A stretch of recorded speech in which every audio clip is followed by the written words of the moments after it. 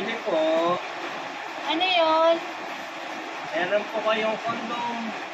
Meron po, anong size?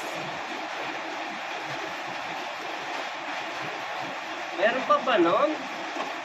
Okay, oo, kailangan po ng size. Kasi kung hindi po kasya, hindi na po yung pwedeng ibalik. Anong size? Small po. Small!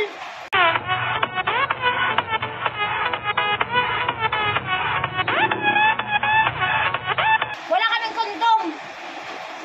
Small pala. Bakit po? Huwag ka na mag-kondom. Hindi na rin naabot yan. Hindi ka na makakabuntis. Maliit pa na naman ang size mo. Alam ko na ngayon, ang liit lang para ng iyo.